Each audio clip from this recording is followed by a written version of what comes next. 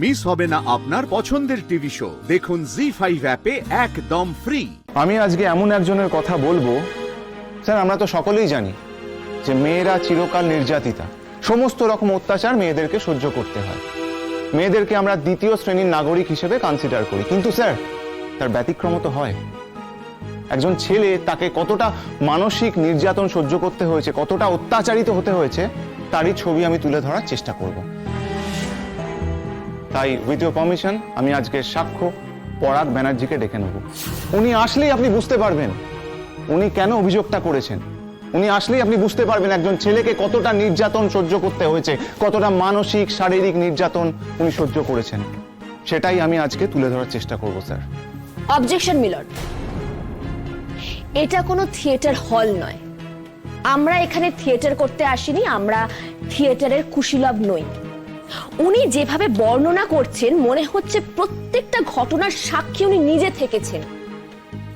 আসলে উনি প্রথমেই জন আদালতকে নিজের পক্ষে নেওয়ার জন্য প্রভাব বিস্তার করার চেষ্টা করছেন, যেটা খুবই নিন্দনীয়, আর আমি এর তীব্র নিন্দা জানাচ্ছি। অবজেকশন মিলর্ড, আমার বিপক্ষীয় বন্ধু যদি প্রত্যেকটা কথায় আমার নিন্দা করেন তাহলে আমার পক্ষে কাজ করা খুব মুশকিল হয়ে যাবে। সত্য কখনো নিন্দেরও হতে পারে, কখনো প্রশংসারও হতে পারে, তার জন্য সত্য কখনো বদলায় না। এই সহজ সরল সত্যটা যদি আপনি আপনার জীবন থেকে শিখতে পারতেন তাহলে এই কথাগুলো আজকে আমাকে বলতেন না। স্যার, উনি যে ভাষায় বিপক্ষীয় অ্যাডভোকেটকে আক্রমণ করছেন, ওনার জানা উচিত যে আমরা সকলেই এখানে সত্য উদ্ঘাটন করতে এসেছি, অভিযোগকারীকে বাঁচানোর জন্য তার পক্ষে ধ্বজা ধরতে আসেনি। আরাধনা দেবী, আপনি বসুন। অনির্বাণ বাবু, আপনি কাজ শুরু করুন। Thank you sir. আমি প্রথমেই ডেকে নেব পরাগ ব্যানার্জিকে।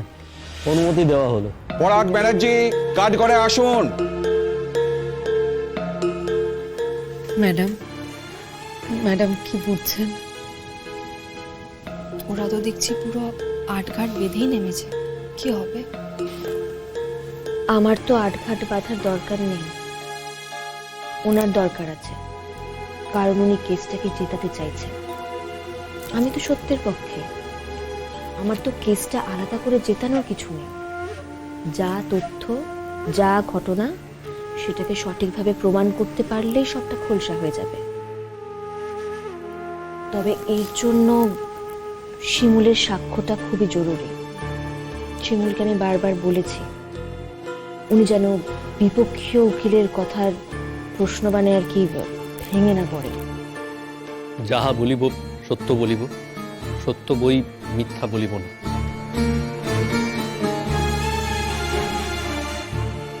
लेकिन आप परागের উইটনেস নেবেন না? নেব না মানে অফকোর্স নেব। আমি যখন শিমুলের সাক্ষ্য নেব, উনিও কিন্তু শিমুলের সাক্ষ্য নেবেন, এবং সেই সময় শিমুল দেবীকে কিন্তু স্ট্রং থাকতে হবে। আপনার নাম? পরাগ ব্যানার্জি। আপনি কি করেন? আমি একটা স্কুলে শিক্ষকতা করি। ওকে, আপনি আপনার বিবাহিত জীবন সম্পর্কে আমাদের সকলকে বলুন, বিচারককে বলুন, আমরা জানতে চাই।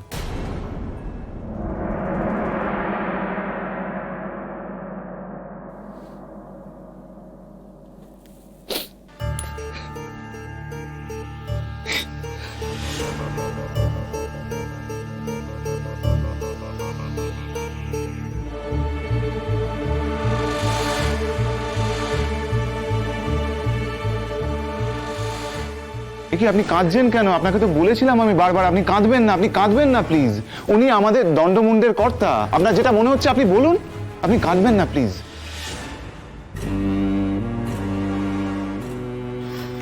স্যার, আমাদের সকলের সময় খুবই কম। মানে উনি যদি এরকম কান্নাকাটি করে সময় নষ্ট করেন তাহলে বরং মানে আজকে আমারও অভিযুক্ত সাক্ষ্য নেওয়ার কথা, আমরা সেই দিকে যাই। উনি বরং কান্নাকাটি শেষ করে নিন, তারপর কথা বলি। স্যার উনি মানসিকভাবে ভেঙে পড়েছেন। স্যার বিবাহ পরবর্তী জীবনে ওনাকে এতটাই মানসিকভাবে নির্যাতন করা হয়েছিল, এতটাই ঝড় ঝঞ্ঝা ওনাকে সামলাতে হয়েছিল যে যতবার এই প্রসঙ্গ উঠেছে উনি মানসিকভাবে ভেঙে পড়েছেন। উনি একান্তও আমার সাথে এই বিষয়ে আলোচনা করেছেন, আমি দেখেছি উনি একই রকম ভাবে রিয়াক্ট করেছেন। স্যার সব মানুষের নার্ভ তো সমান হয় না, কিছু কিছু মানুষ কোনো অপরাধ না করেও এরকম মানসিকভাবে ভেঙে পড়েন, আর কিছু কিছু মানুষ অনেক অপরাধ করার পরেও শক্তভাবে থাকতে পারে। এক একটা মানুষ এক এক রকম ভাবে রিয়াক্ট করে। এটাই তো আমাদের মানব সমাজের নিয়ম, তাই না স্যার? আমি আপনার কাছে মনুষ্য জীবনে নিয়ম জানতে চাইনি।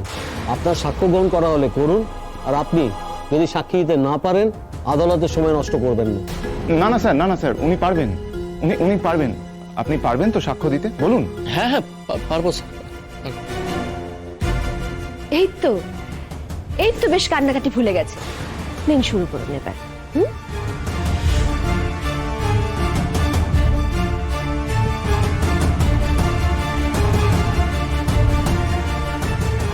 হ্যাঁ বলুন, আপনার বিবাহ পরবর্তী জীবনের অভিজ্ঞতা আমাদের সাথে শেয়ার করুন। স্যার আমি আর কি বলবো স্যার। আমার বিয়ের দিন থেকেই আমি জানতে পারি যে আমার স্ত্রী অন্য পুরুষের সঙ্গে তার সম্পর্ক রয়েছে। আপনি কি করে জানলেন? আপনার কাছে কোনো তথ্য আছে? স্যার আমার ওয়াইফের এগেনস্টে তথ্য প্রমাণ লাগবে ভবিষ্যতে, এটা তো আমি আগে জানতাম না স্যার। কেউই কোনোদিনই ভাবে না।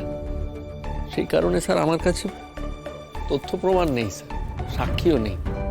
কিন্তু স্যার বিয়ের দিন ওই ছেলেটা এসেছিল স্যার,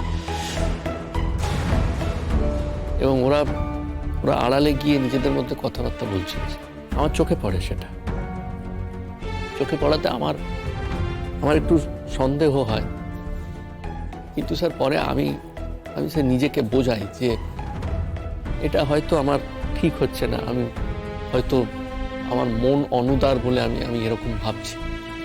আমার মনে হয়েছিল যে না, এভাবে ভাবাটা হয়তো উচিত নয়। কিন্তু স্যার আমাদের মৌভাতের রাত থেকে আমার স্ত্রী আমার সঙ্গে যেভাবে কথা বলা শুরু করে এবং ওই ছেলেটির সঙ্গে ও ফোনে কথাবার্তা শুরু করেছে।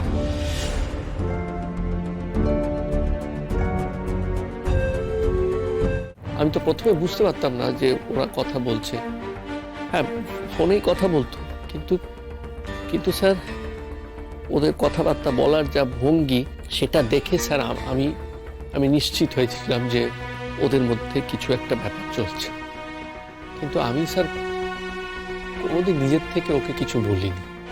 ভেবেছিলাম আমার স্ত্রী হয়তো নিজে থেকে এসে আমার কাছে কথাটা বলবে। আপনার স্ত্রী কি নিজে থেকে কিছু বলেছেন আপনাকে?